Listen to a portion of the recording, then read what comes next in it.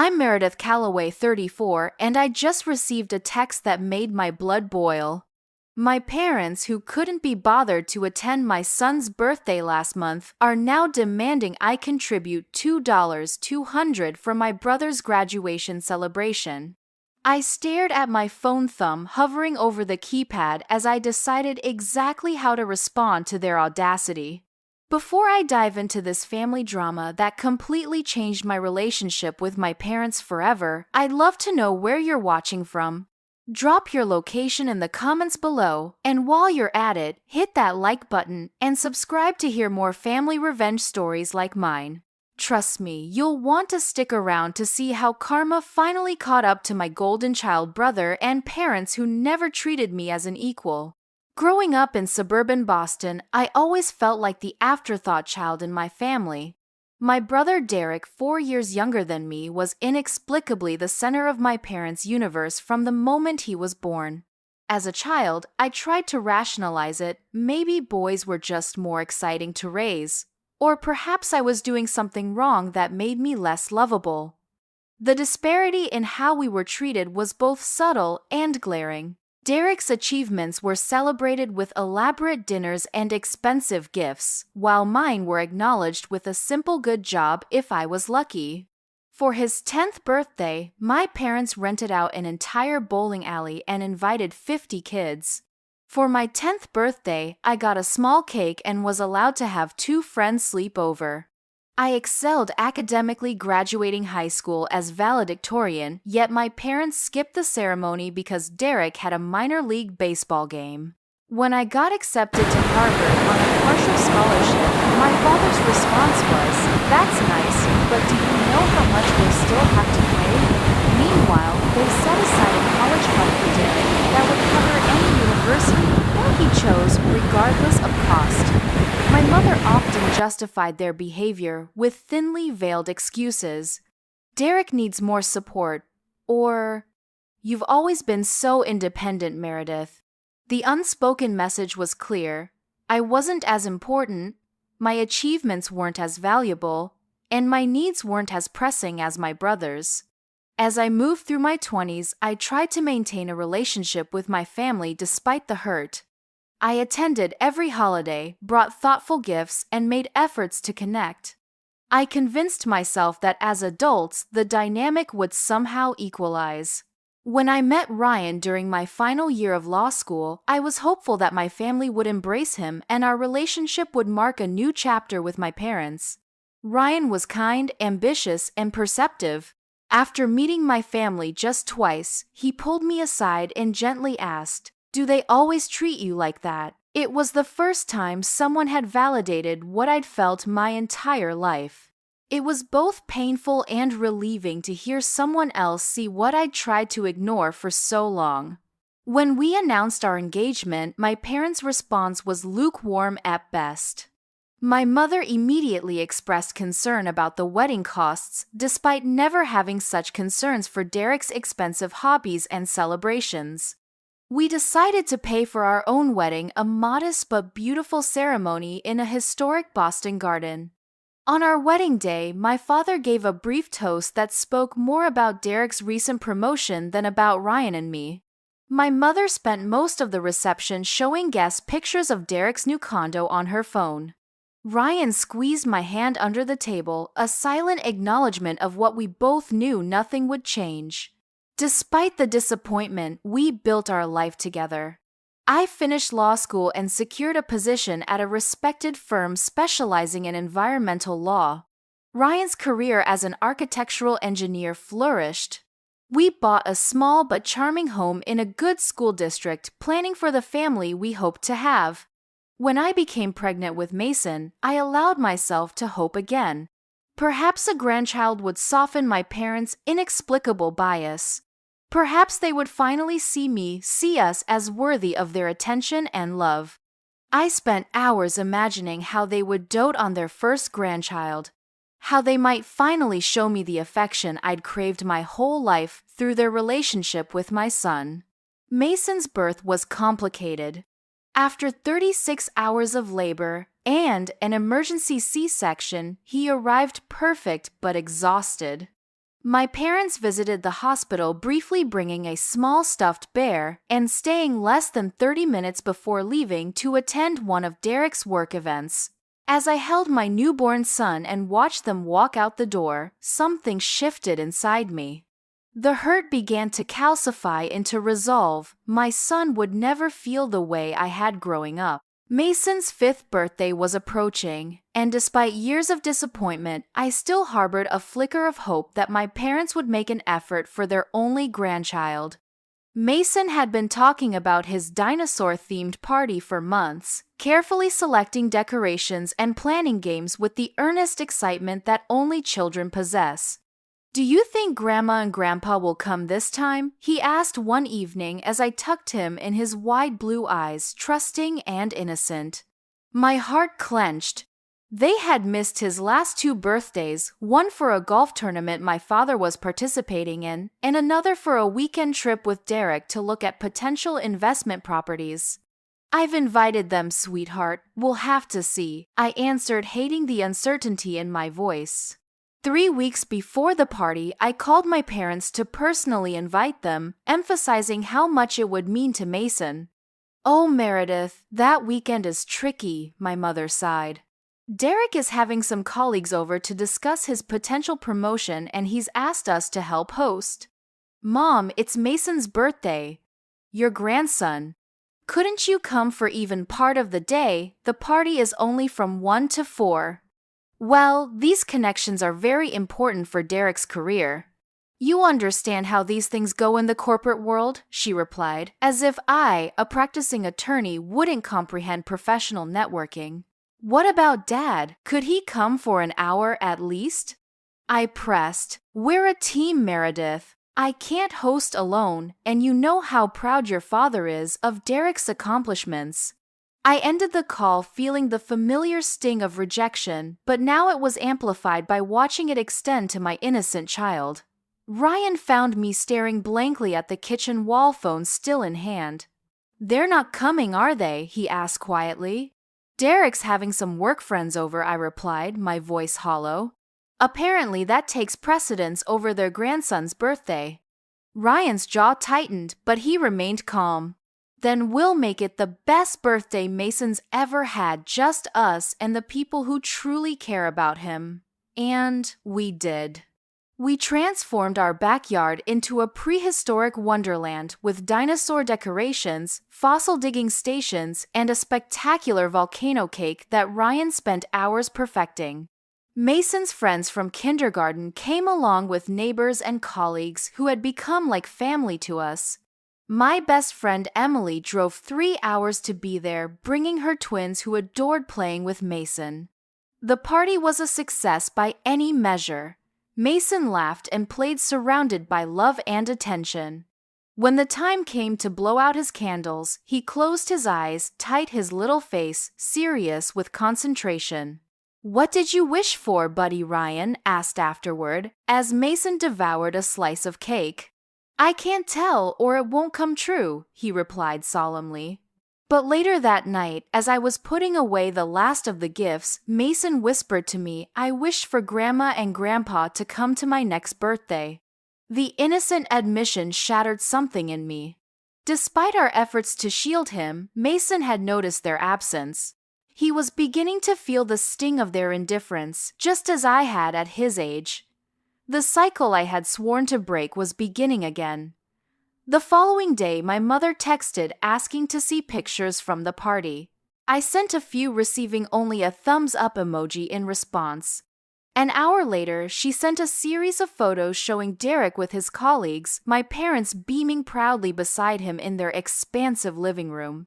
It was such a successful evening. One of Derek's guests is a VP at the company and hinted strongly about Derek's promotion. "We're so proud." I didn't respond. Instead, I scrolled through the pictures from Mason's party, his face alight with joy, surrounded by people who had chosen to be there. I created a photo album titled Mason's 5th Birthday and printed a copy, placing it on my bookshelf, where Mason could look at it whenever he wanted, a tangible reminder of a day filled with love, even if that love didn't include his grandparents. 2 days later, Derek called an unusual occurrence, as we rarely spoke outside of family gatherings. "Hey Mare," he said, using the childhood nickname I'd long outgrown. "Mom mentioned Mason had a birthday party. Sorry, we couldn't make it." You weren't even invited, Derek," I replied, the words escaping before I could filter them. "Well, I had this important networking thing anyway," he continued, oblivious to the irony. "But listen, great news, that promotion I've been hinting about, it's happening. The announcement will be made next week, and I'm planning a celebration dinner. Mom and Dad are handling most of it, but we're thinking of asking family members to chip in for the venue. It's this exclusive restaurant that would be perfect." I listened in disbelief as my brother, who earned significantly more than Ryan and me combined, casually asked for financial support for his self-congratulatory dinner, while dismissing my son's birthday in the same breath. The audacity was stunning, yet entirely consistent with the family dynamic I'd experienced my entire life. "I need to go, Derek. Mason needs help with his homework." I lied, unable to continue the conversation without saying something I might regret. That night, I confided in Ryan about the call. His normally gentle expression hardened. "Enough is enough, Meredith," he said firmly. "You've tried for years to win their approval and attention. At what point do we accept that they're not going to change and focus on protecting Mason from feeling the way you did growing up?" His words resonated with a truth I'd been avoiding. For years, I'd made excuses for my parents' behavior, desperately hoping for a change that never came. Now, seeing the pattern begin to affect my son, I knew something had to shift. Not their behavior, I couldn't control that, but my response to it. "You're right," I admitted quietly. "I can't keep expecting different results from the same actions."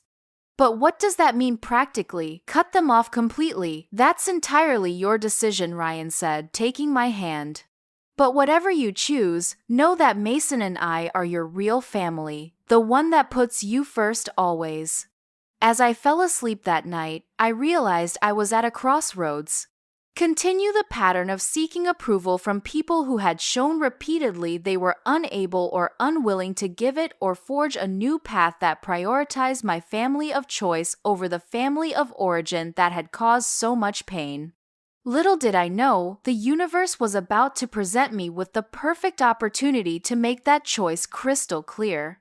3 weeks after Mason's ignored birthday, my phone buzzed with a group text from my mother. It was addressed to me, Ryan, and several extended family members. "As you all know, Derek will be receiving his MBA next month with honors. We're planning a celebration worthy of this achievement. We've reserved the Harrington estate for a graduation dinner and reception. The total cost is $17,600, and we're asking each family unit to contribute $2,200. Please confirm your contribution by the end of the week so we can finalize arrangements." This is such an important milestone for Derek. I stared at the message in disbelief, my hands actually shaking with anger. The audacity was breathtaking. My parents, who couldn't spare 3 hours for their only grandchild's birthday, were now demanding, not asking, demanding that we contribute a substantial sum to celebrate my brother's second degree. Ryan peered over my shoulder at the text and let out a low whistle. Wow. Just wow. "They didn't even acknowledge ignoring Mason's birthday," I said quietly. "It's like it never happened.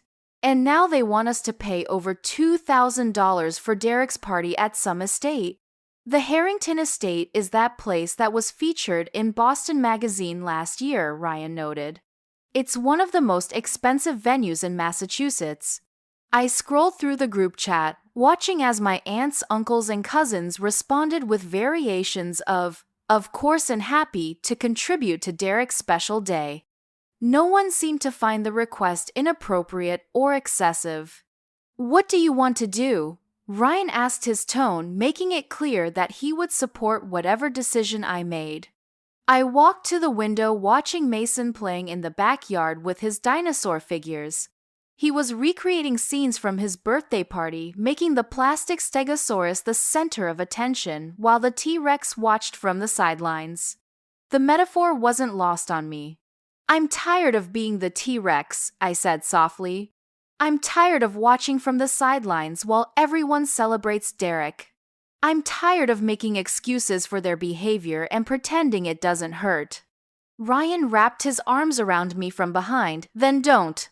That evening, after Mason was asleep, I sat at my desk and drafted a response to my mother's text. I deleted it, rewrote it, deleted again. Nothing seemed to capture the years of hurt, the disappointment, the realization that my family would never value me or my child the way they valued Derek. In the end, I opted for simplicity. I opened my banking app and initiated a transfer of exactly $1 to my parents' account. Then I took a screenshot and sent it to the group chat with a brief message. "Congratulations to Derek on his achievement. Here's my contribution of $1. It's exactly $1 more than you contributed to your only grandchild's birthday last month. Best wishes for a successful celebration." I turned off my phone immediately after sending it, my heart racing with a mixture of anxiety and something that felt strangely like liberation. I half expected the house to burst into flames from the force of my mother's impending rage, but all remained quiet. Ryan, who had watched me send the message, simply nodded and said, "I'm proud of you." The next morning, I turned my phone back on to find multiple missed calls and texts from my parents and Derek. I ignored them all and went about my day, taking Mason to the Science Museum as we'd planned. For the first time in as long as I could remember, I didn't feel the weight of my family's expectations and disappointments hanging over me. It wasn't until evening that I finally listened to the voicemails. My mother's voice was tight with controlled anger. "Meredith, I don't know what kind of point you're trying to make with that inappropriate message, but I expect you to call me immediately and explain yourself. Your behavior is embarrassing the entire family." My father was more direct. "Your mother is upset, Meredith. This childish stunt needs to stop now. Call us back and we'll discuss how you can make this right." Derek's message was predictably self-centered. "Hey, Mer, not cool with that message. This is supposed to be about celebrating my achievement, not whatever issues you've got going on. Mom and Dad are really upset. You should apologize." Not one of them acknowledged the actual point I had made about Mason's birthday. Not one recognized the hypocrisy of ignoring their grandchild's celebration while demanding financial support for Derek's. The realization was both painful and clarifying. They truly didn't see the problem with their behavior. I showed the messages to Ryan, who shook his head in disbelief. "They're completely blind to it, aren't they? They always have been," I replied. "But I'm not going to be blind to it anymore." The next morning, I woke up to a series of increasingly angry texts from my mother. The final one read, "Since you're choosing to be difficult, we've reassigned your portion of Derek's celebration costs to your father and me. We expect you and your family to attend regardless and to present a united front. This childish behavior stops now, Meredith."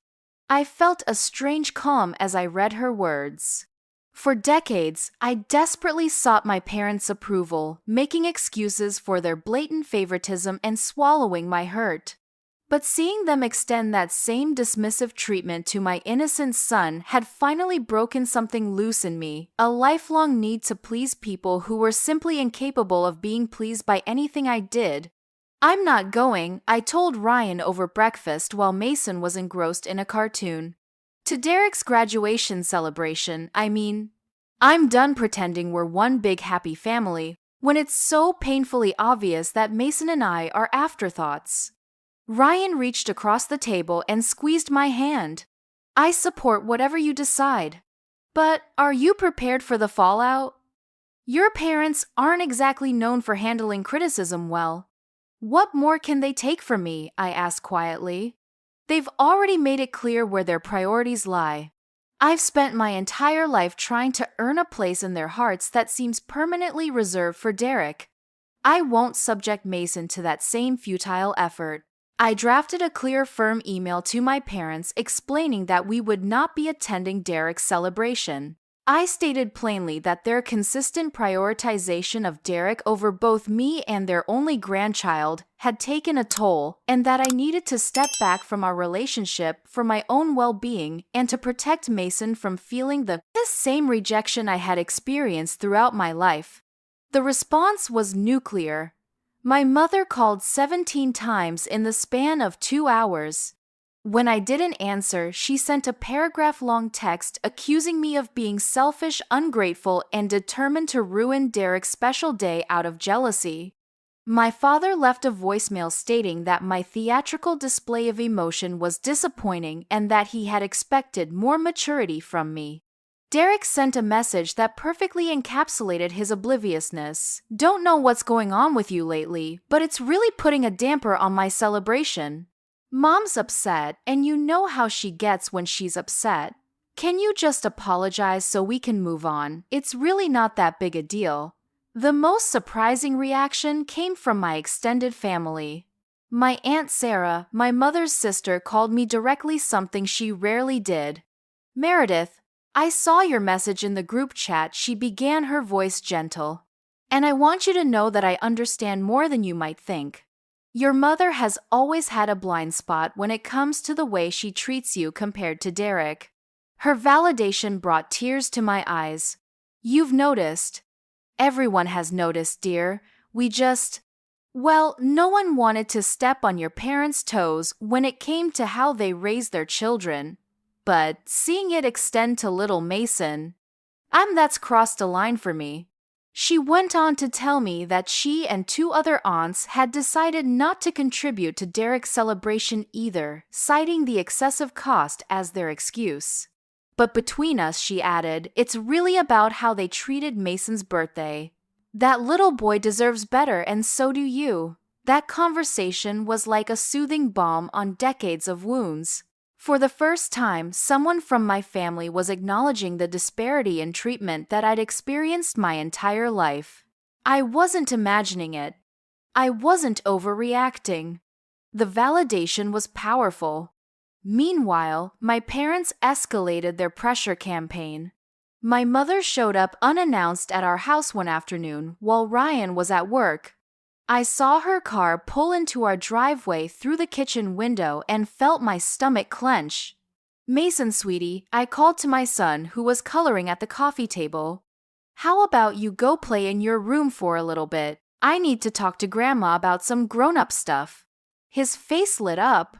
Grandma's here. He rarely saw his grandparents, and despite their indifference, he still harbored the innocent hope that children have about family relationships.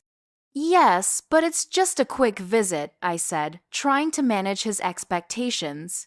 She and I need to talk about something important. Mason nodded solemnly, gathering his crayons. Is it about my birthday? Is she bringing me a late present? The innocent question broke my heart. No, honey, it's about something else. I'll let you know when you can come down. Okay. I opened the door before my mother could ring the bell, determined to control at least this aspect of our interaction. She stood on my porch looking both angry and somehow triumphant, as if her physical presence was a power move I couldn't counter. We need to talk, she announced, brushing past me into the foyer. Yes, we do, I agreed, closing the door and leading her to the living room. I deliberately sat in the armchair, leaving her the couch, ensuring she couldn't sit right beside me, couldn't touch me or use physical proximity to manipulate my emotions as she had so often in the past. This behavior has to stop, she began, her voice low but intense. Your father and I have discussed it, and we're very concerned about this sudden rebellion. Is it hormones? Are you and Ryan having problems? The suggestion that my legitimate grievances must be the result of some personal deficiency was so typical that I almost laughed. Mom, this isn't sudden, and it's not a rebellion. It's a boundary that I should have established years ago. Boundary, she repeated the word as if I'd spoken in a foreign language. What are you talking about? I'm talking about the fact that you and Dad have consistently prioritized Derek over me my entire life, and now you're extending that same treatment to Mason. My son, your only grandchild, had a birthday that you couldn't be bothered to attend because Derek was having a casual work gathering. And now you expect me to contribute thousands of dollars to celebrate Derek getting a second degree. Do you not see the disparity there? My mother's face hardened. So, this is about money, Meredith. If you and Ryan are struggling financially, you could have just said so instead of making a scene. I need to pause here because this is where things truly took a dramatic turn in my family saga. My mother's complete inability to acknowledge the real issue that they consistently devalued me and my son was the final confirmation I needed. But before I tell you what happened next in this confrontation that changed everything, I want to thank you for sticking with my story this far. If you're enjoying this family drama as much as I think you are, please hit that like button and subscribe for more stories about family dynamics, justice, and standing up for yourself. I read all your comments, so let me know if you've ever experienced favoritism in your family and how you handled it. Now let's get back to that intense moment in my living room. Her deliberate misunderstanding ignited something in me. For the first time in my life, I raised my voice to my mother. This has never been about money. This is about 34 years of being treated like I matter less than Derek. This is about my son feeling the same rejection that I grew up with. We are not struggling financially. I'm a partner in my firm now, and Ryan just completed a major project for his architecture firm. We could afford to contribute 10 times what you asked, but we won't spend a single dollar supporting a celebration for the person you've always made clear matters more than us. My mother's eyes widened at my outburst. I had always been the peacekeeper, the one who swallowed her feelings to keep the family harmony. This direct confrontation was unprecedented.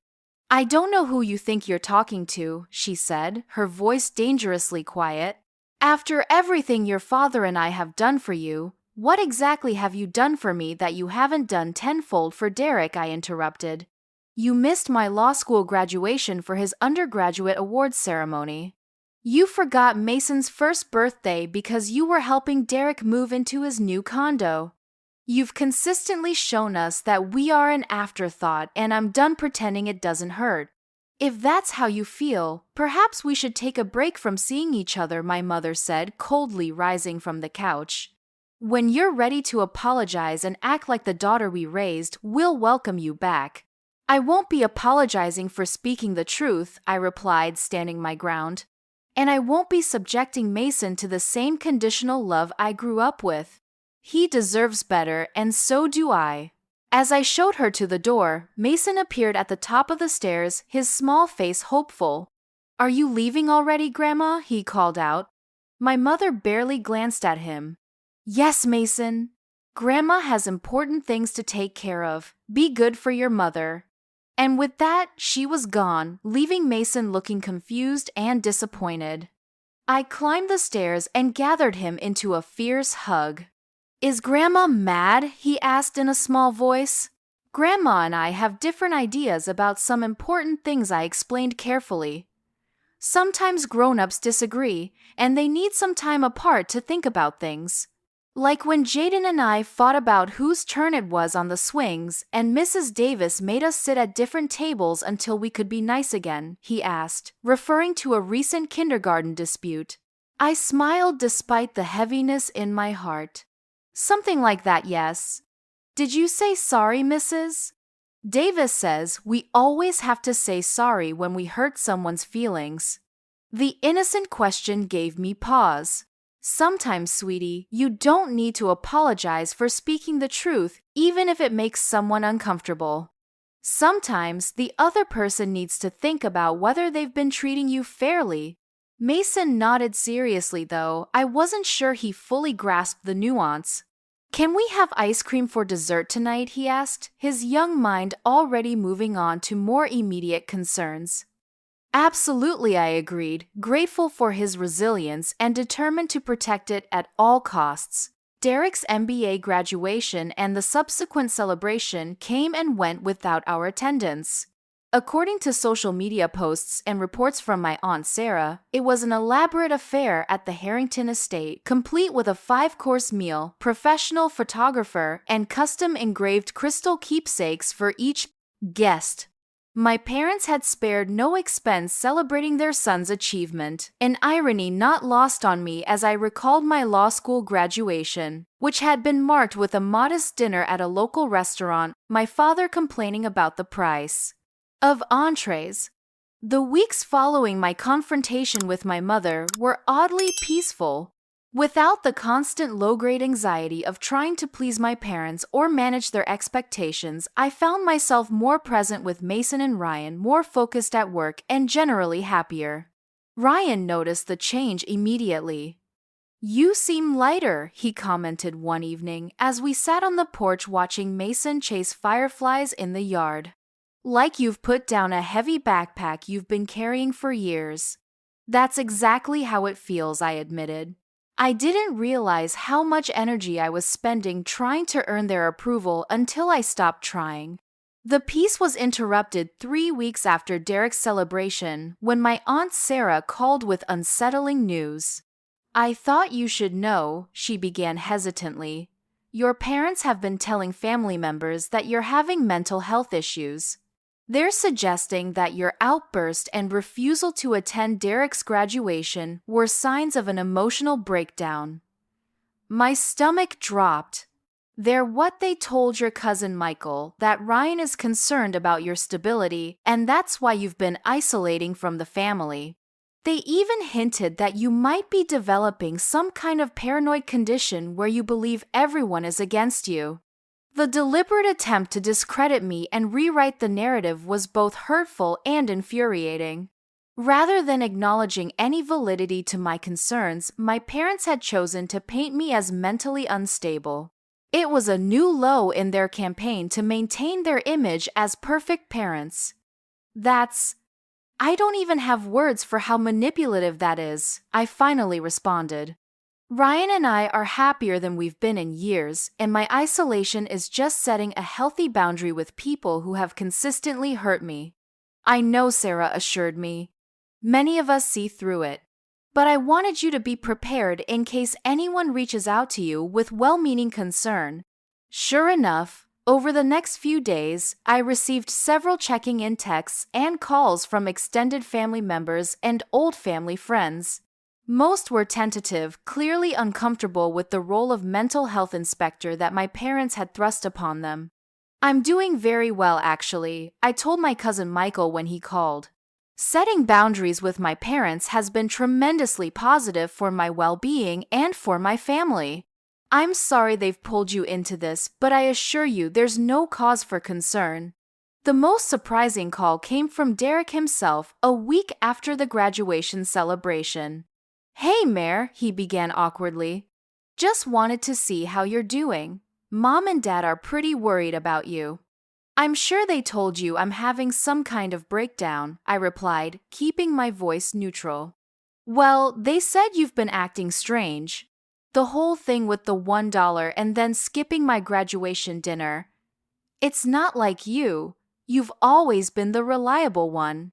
The irony of being valued primarily for reliability, for accepting less, for not making waves, for enduring unequal treatment without complaint was not lost on me.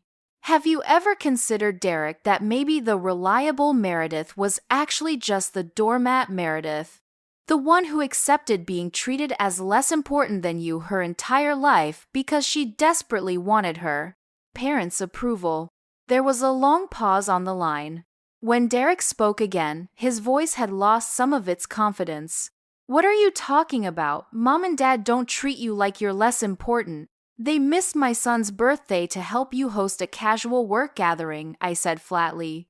"Then they demanded I pay thousands of dollars for your graduation party. That doesn't strike you as unbalanced. That was just unfortunate timing," Derek protested. "And the graduation thing, that was about celebrating an important achievement. It's not like they play favorites." His genuine belief in his own words was perhaps the most painful realization. Derek wasn't being deliberately cruel. He simply couldn't see the disparity because he'd benefited from it his entire life. To him, the preferential treatment was normal, unremarkable, invisible. Derek, I don't expect you to understand my perspective, I said finally. But I need you to respect that I've made a decision about my relationship with our parents based on decades of experience. I'm not having a breakdown. I'm finally standing up for myself and my son. The conversation ended awkwardly, with Derek promising to check in again soon, a promise I knew he was unlikely to keep without our parents prompting him. Despite the discomfort, the call gave me valuable insight. Derek was as much a product of our parents' dysfunctional dynamic as I was. Where I had been cast as the less important child, he had been burdened with being the golden one, the repository of all their dreams and expectations. Neither role was healthy. As summer progressed, my parents made several more attempts to regain control of the narrative and, by extension, of me. They sent a joint email suggesting family therapy to address my issues, with them placing the responsibility squarely on my shoulders. They had flowers delivered to my office with a card reading, "We're here when you're ready to talk rationally." Each gesture was carefully calibrated to maintain their image as reasonable, concerned parents while casting me as the irrational, problematic child. I saved every message, every card, building a record of their manipulative tactics. Not for any legal purpose, but as a reminder to myself of why I had established boundaries in the first place. The breaking point came in late July when I received an email from the headmaster of Mason's private school expressing concern about family issues that might affect his upcoming kindergarten year and offering additional emotional support resources. "Did you contact Mason's school about family issues?" I asked. Ryan, puzzled by the unexpected email. Ryan frowned. "No, why would I?" A quick call to the headmaster confirmed my suspicion. My parents had reached out to express concerns about their grandson's home environment, suggesting that my emotional instability might require additional monitoring of Mason's well-being at school. The deliberate attempt to involve my son's school in their campaign against me crossed a line I hadn't anticipated. It was one thing to spread rumors among family members. It was entirely another to potentially impact Mason's educational experience and plant seeds of doubt about his home life in the minds of his teachers. That evening, after Mason was in bed, Ryan and I sat at the kitchen table and drafted a formal cease and desist letter. As an attorney, I knew it had limited legal weight without evidence of harassment or defamation that met the legal threshold. But I also knew it would send a clear message that I was prepared to escalate if their interference continued. "Are you sure about this?" Ryan asked as we reviewed the final draft. "It feels like a nuclear option." "They involved our son's school," I replied firmly. "They tried to suggest we're not providing a stable home for Mason. That's not something I can ignore or forgive easily." The letter was direct and unambiguous. Any further attempts to spread false information about my mental health or to interfere with Mason's schooling would result in immediate legal action and complete severance of all contact. I sent it by certified mail the next day, ensuring they couldn't claim it was never received. The response was immediate and predictable. My father called, his voice tight with controlled rage. "A cease and desist letter. To your own parents, have you completely lost your mind, Meredith?" "My mind is perfectly intact," I replied calmly. "Which is why I won't tolerate you spreading lies about my mental health or interfering with my son's education." The letter simply formalizes boundaries that you've repeatedly ignored. "We were concerned about Mason," he insisted. "Your behavior has been erratic, and as his grandparents, we have every right to ensure his well-being." "No," I corrected him, my voice steady. "You have no right to spread false information about me or to interfere with my son's education. What you have is a privilege, the privilege of being involved in Mason's life. A privilege you've consistently undervalued, and that I'm now revoking until you can demonstrate basic respect for me as his mother." The line went quiet for a moment. When my father spoke again, his tone had shifted from anger to cold formality.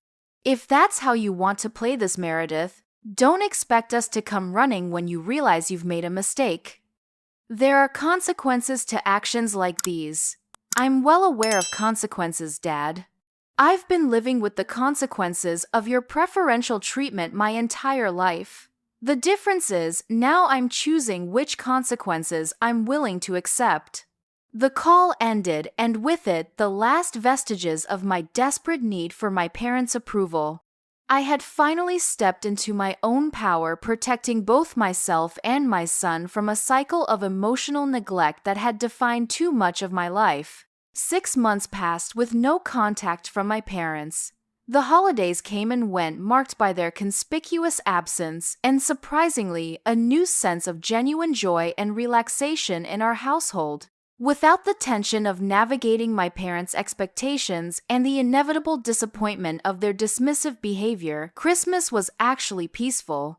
Mason missed his grandparents occasionally, but we had surrounded him with loving friends who filled the role of extended family admirably. In late January, I received an unexpected email from Derek. The subject line was simply, "Need to talk." The message was uncharacteristically serious. Something's happened. It's not something I want to discuss over email. Can we meet just us? It's important. Despite our complicated relationship, Derek was still my brother. I agreed to meet him for coffee at a neutral location, a small cafe halfway between our homes. When I arrived, I barely recognized him. The confident, borderline arrogant brother I had known all my life looked diminished somehow.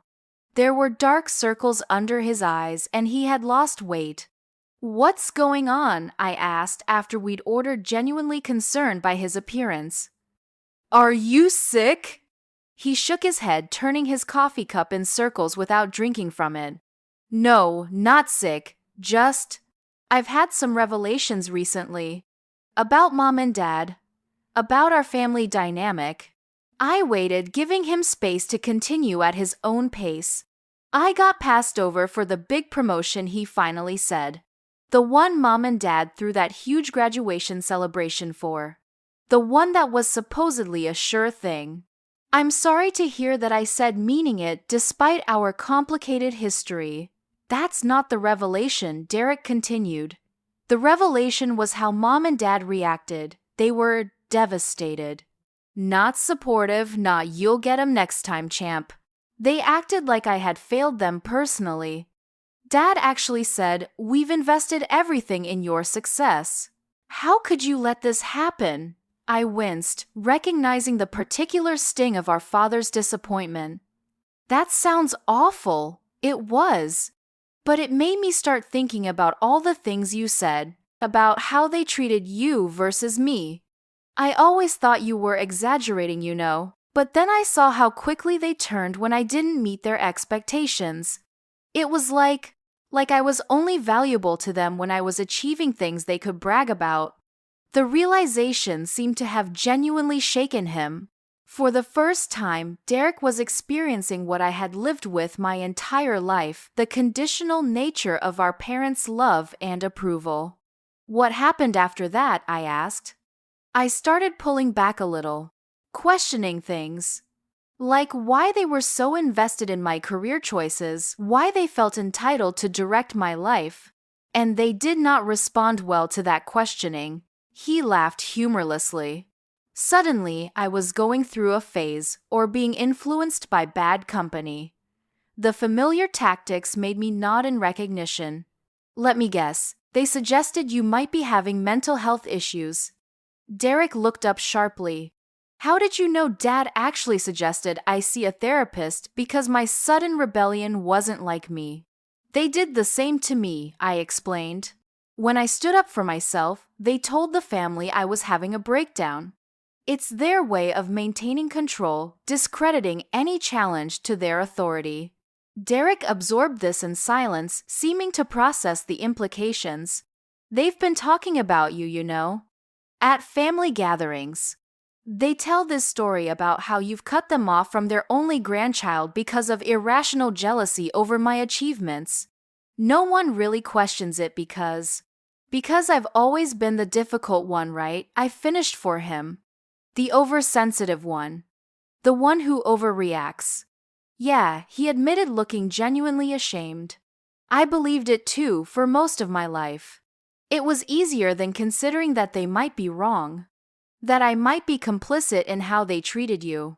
His acknowledgement was something I had never expected to hear. After all these years, my brother was finally seeing the dynamic that had shaped both our lives, him as the golden child, me as the scapegoat. So what now? I asked. What prompted this meeting? Derek took a deep breath. They're losing their house, Mayor. The big one in Lexington that they bought when I was in high school. Apparently, they've been living beyond their means for years, taking out home equity loans to fund, well, a lot of it was for me. My tuition, the condo, down payment, the graduation party. The news stunned me. My parents had always projected an image of financial security and success. I had no idea. No one did. They kept up appearances at all costs. But now Dad's company is downsizing and he's being offered early retirement. It's not enough to maintain their lifestyle and pay off their debts. They're facing bankruptcy unless they can get a substantial loan from somewhere. I could see where this was heading. And they've asked you for money? Not yet, Derek said, his expression troubled. But they've been dropping hints, big ones, talking about how family supports family in times of need. Reminiscing about all they've sacrificed for their children's success. What are you going to do? I asked, genuinely curious about how he would navigate this new dynamic. That's partly why I wanted to talk to you, he admitted. You've always been stronger than me when it comes to standing up to them. I don't want to abandon them in a genuine crisis, but I also don't want to enable the same toxic patterns. For the first time in our adult lives, Derek was asking for my guidance rather than dismissing my perspective. It was a profound shift in our relationship, one born of his newfound understanding of our shared family history. You need to set clear boundaries, I advised him. If you want to help them financially, do it with specific conditions and limits. Don't let it become an open-ended obligation that they can manipulate. Derek nodded, considering my words. I've been thinking about selling the condo and moving to something smaller, using the profit to help them with a one-time payment toward their debts, but only if they agree to financial counseling and downsizing themselves. That sounds reasonable, I agreed. Just be prepared for pushback. They won't easily give up the control they've had over your life. We talked for over 2 hours, unpacking decades of family dynamics and planning strategies for healthier relationships moving forward. For the first time, I felt like I was speaking with an ally rather than an unwitting accomplice in my parents' favoritism. As we were preparing to leave, Derek hesitated, then asked, would you consider, would it be possible for me to see Mason sometime? I know I haven't been the best uncle. I'd like to change that if you'll let me. The request was unexpected but not unwelcome. Mason would like that, I said. He asks about you sometimes. We could start with something simple. Maybe you could come over for dinner next weekend. Derek's face brightened with genuine pleasure. I'd like that very much. As I drove home, I reflected on the strange turn events had taken. My brother, who had benefited from our parents' favoritism his entire life, was now experiencing the darker side of their conditional love. And in that experience, he had found a new understanding of my perspective and a desire to repair our fractured relationship. It wasn't the vindication I might have once craved, but it was something perhaps more valuable, the possibility of a genuine sibling relationship based on mutual understanding and respect. The golden child and the scapegoat, finding common ground in the recognition of a shared dysfunction and the determination to break its hold on their lives. 2 weeks after my coffee with Derek, I received a formal-looking envelope in the mail with my parents' return address. Inside was a typed letter from my father, his signature sharp and angular at the bottom. The contents were unexpected, Meredith. Your mother and I find ourselves in a difficult financial situation. Despite our best efforts, we are facing potential foreclosure on our home due to circumstances beyond our control. While we have explored various options, we have been advised that a family loan would be the most expedient solution. Given your professional success and our many years of supporting you, we are requesting financial assistance in the amount of $75,000. This would allow us to negotiate with our creditors and retain our home. We would, of course, formalize the loan with proper documentation. We expect to hear from you promptly regarding this matter. Sincerely, Richard Calloway. There was no mention of our estrangement, no acknowledgement of the boundaries I had established, no recognition of the hurt they had caused. Just a cold demand for financial assistance framed as an obligation based on their years of supporting me, support that had always been markedly less than what they had provided to Derek. I showed the letter to Ryan, who read it with raised eyebrows. Wow. Not even a "how are you" or "how's our grandson?" They've never been big on pleasantries when they want something. I replied, a strange calm settling over me. At least they're being direct about their expectations this time. What are you thinking? Ryan asked, watching me carefully. I'm thinking this is a perfect opportunity for clarity, I said. For all of us. I called Derek to ask if he had received a similar letter. He had, though. His requested amount was $100,000, reflecting the higher expectation they placed on their favored child. What are you going to do? He asked me. I'm going to offer them something more valuable than money, I replied. The truth. Would you be willing to join me? I think it's time we both spoke openly with them. To my surprise, Derek agreed readily. Yes. It's overdue. We arranged to meet our parents at their home the following Saturday. Derek and I arrived together, presenting a united front for perhaps the first time in our adult lives. The house, a sprawling colonial in an exclusive neighborhood, looked the same as always on the outside, but there was a tension inside that was palpable. My mother greeted us with brittle politeness, my father with barely concealed impatience. I assume you're here about our letter, he said, as soon as we were seated in the formal living room, a room that had always been reserved for important conversations in our family. Have you made a decision about the loan? We have, I said calmly. But before we discuss that, we need to address some fundamental issues in our family dynamic. My father's expression hardened. If this is more of your grievance collecting, Meredith, now is hardly the time. It's not grievance collecting, Derek interjected, surprising everyone. It's about establishing a healthier relationship moving forward, for all of us. Our parents exchanged glances, clearly thrown by Derek's alignment with me.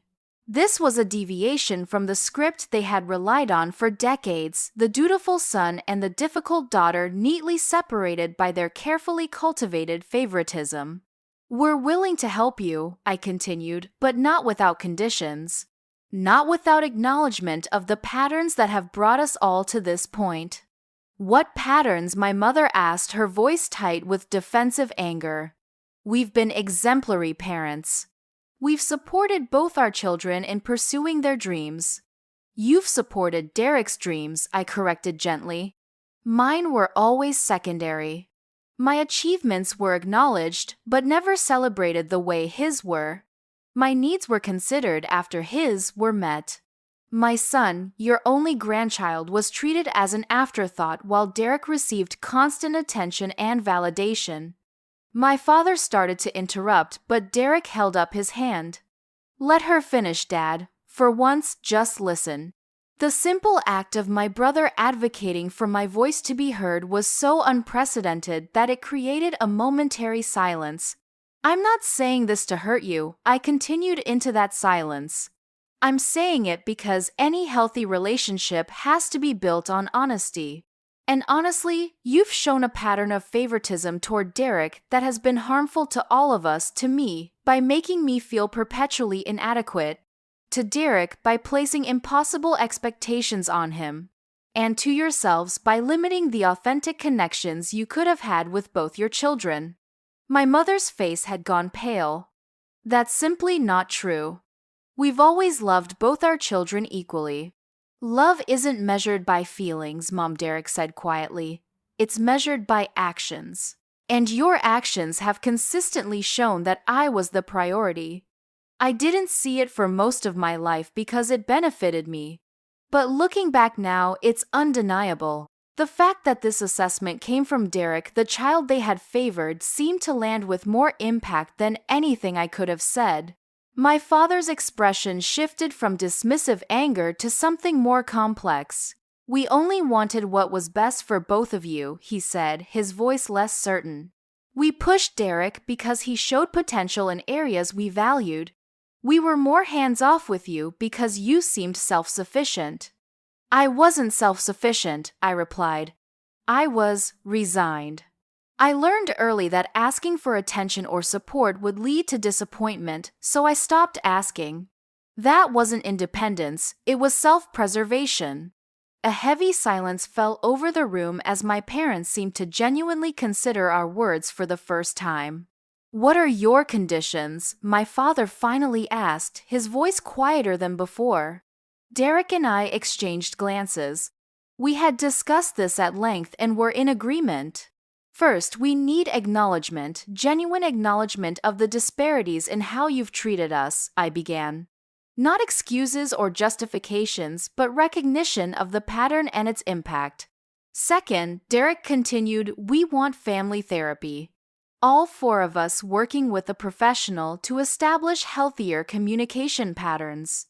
Third, I added, we need you to rebuild your relationship with Mason based on genuine interest in him as a person, not as an obligation or an afterthought. That means consistent, attentive involvement in his life, showing up for important events, remembering his birthday, treating him with the same enthusiasm you've shown for Derek's achievements. And finally, Derek concluded we need you to accept financial guidance along with any monetary help we provide. This situation didn't happen overnight, and throwing money at it without addressing the underlying behaviors won't prevent it from happening again. Our parents sat in stunned silence. The power dynamic in our family shifted irrevocably. For the first time, Derek and I were setting the terms of our relationship rather than accepting whatever scraps of attention and approval they chose to offer. And if we agree to these conditions, my mother asked, the word clearly distasteful to her. Then we help you, Derek said simply. We work together to address the financial situation and find a sustainable solution. But it won't be a blank check, and it won't be without accountability.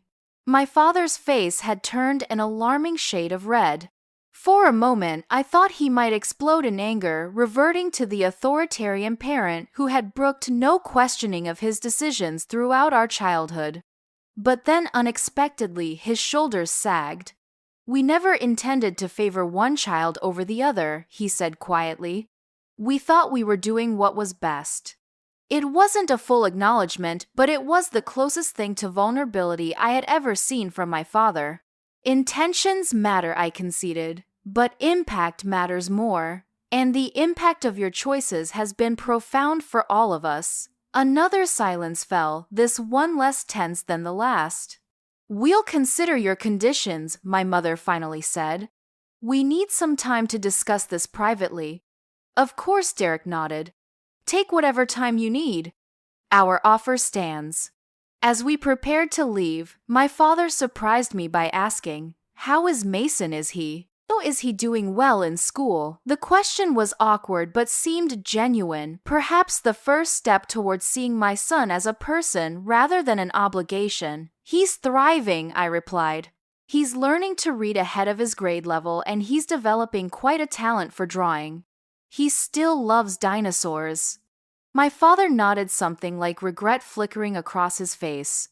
I'd like to see some of his drawings sometime. If that would be all right. I think that could be arranged, I said carefully. Once we've established some groundwork for moving forward. As Derek and I drove away from our childhood home, a weight seemed to have lifted from both of us. Whether our parents ultimately accepted our conditions or not, we had spoken our truth without anger or vindictiveness. We had offered a path forward based on honesty and accountability. The choice to take that path was now theirs. 3 days later, we received a joint email from our parents. The message was brief but unprecedented. Derek and Meredith, after serious reflection, we are willing to accept your conditions. We have scheduled an appointment with a family therapist for next Tuesday at 4 p.m. and would appreciate your attendance if possible. We also acknowledge that there have been disparities in how we've treated you both, and while this is difficult for us to face, we recognize that healing begins with truth. Regarding Mason, we would very much like the opportunity to be better grandparents to him. Perhaps we could start with a short visit soon at your convenience and comfort level. As for the financial situation, we are open to guidance and accountability. We realize now that our pride has been an obstacle to making sensible decisions. With love, Mom and Dad, it wasn't a perfect apology or a complete acknowledgement, but it was a beginning, an opening for genuine change that I had never thought possible. That evening, I sat with Mason as he prepared for bed, helping him arrange his dinosaur figures on his nightstand in the specific order he preferred. "Mom," he said thoughtfully as I tucked him in, "you know how you said, sometimes grown-ups need time apart to think about things like me and Jaden did at school?" "Yes, I remember," I replied, smoothing his hair back from his forehead. "Did you and Grandma and Grandpa finish your thinking time? Are you going to be friends again?" The innocent question made me smile. "We're working on it, sweetheart. We're all going to try to understand each other better and be kinder to each other."